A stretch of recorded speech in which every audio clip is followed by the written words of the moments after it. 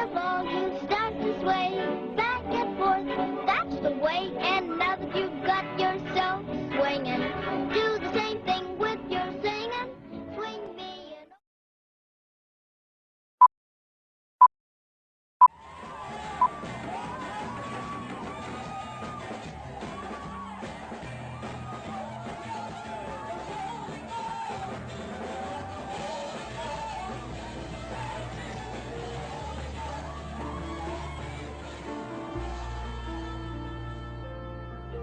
Also, the same thing in music.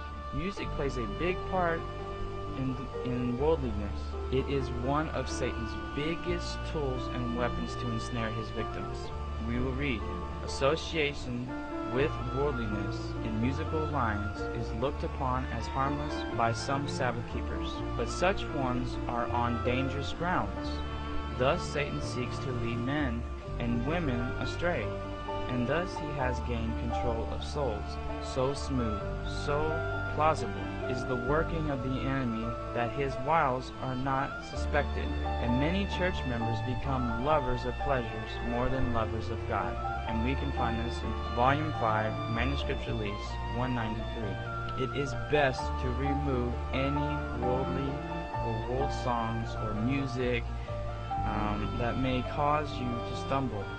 For me personally, I used to love whatever music would get me pumped up to play football, and it would work. I would begin to get angry, I would get focused on hitting, scoring, and doing whatever it would take to win the game, and the music would do this for me. But if you love Christ, you will drop this and move towards holy music. When I gave that stuff up, I fell in love with cello music and songs that made me think about Christ because I love him. And with that, football has died. In the world of amusement, we read in MYP 388, the once earnest Christian who takes part in worldly amusements is on dangerous ground. Okay? Amusements will slow the work down, brethren, and destroy the mind. Place your thoughts on Christ. Strive to do it all the time, keeping your thoughts focused on Christ, because there is a time of trouble that is coming, and it is about to happen. We don't know when, but it's there. You need to prepare for this and keep your minds focused on Christ, and the amusements of the world will not help you. Worldliness is also found in what you may be reading.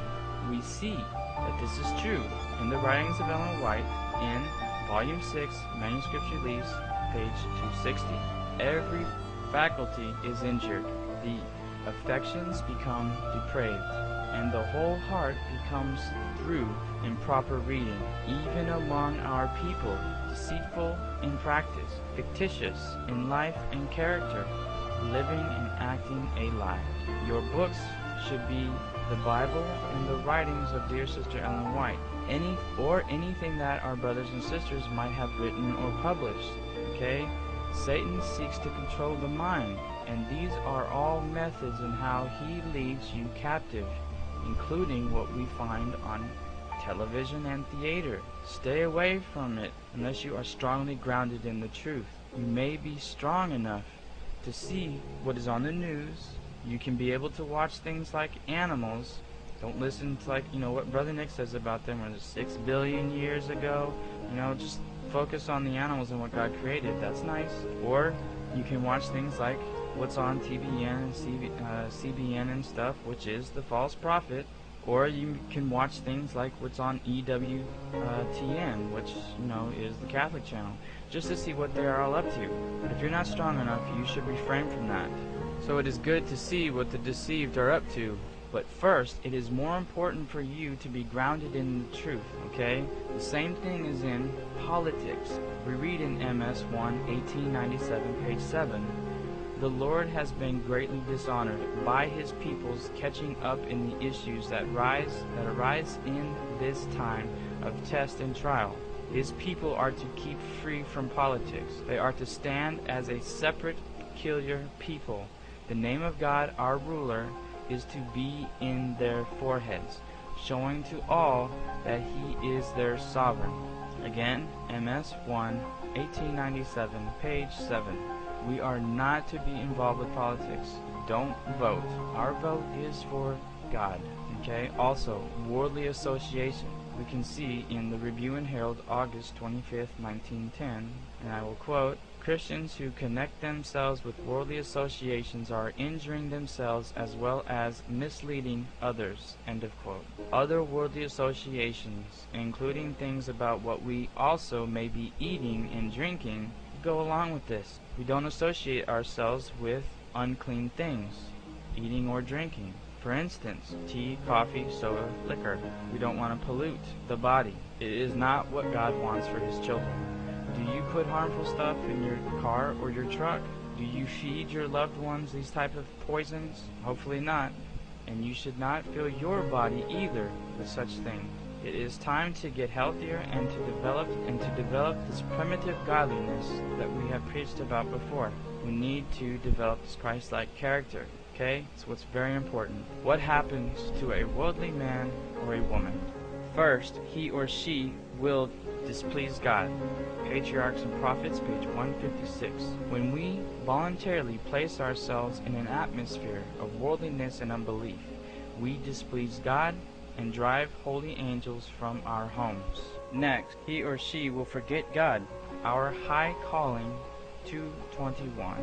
There are many who are absorbed in worldly business, and they do not give the Lord the devotion which is essential for their spiritual improvement. They tax brain, bone, and muscle to the utmost and gather to themselves burdens which lead them to forget God. Next, a worldly man or woman will not receive the seal of God.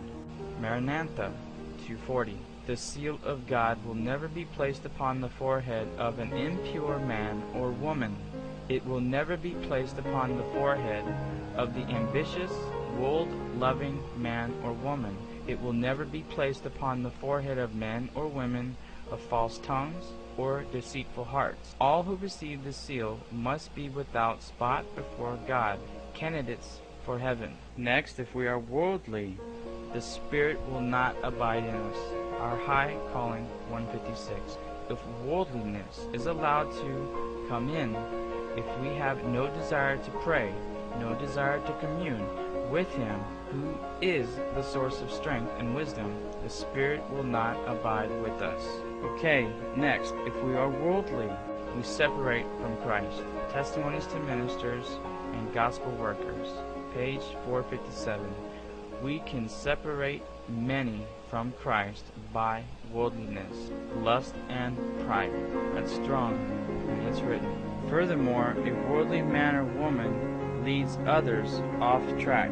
Our high calling, 88. To those who are selfish, worldly, avaricious, proud, fault-finding, or giving to detraction, to all who are cherishing errors and defects of character, Satan presents the indulgence of self and leads the soul off upon a track that the Bible condemns.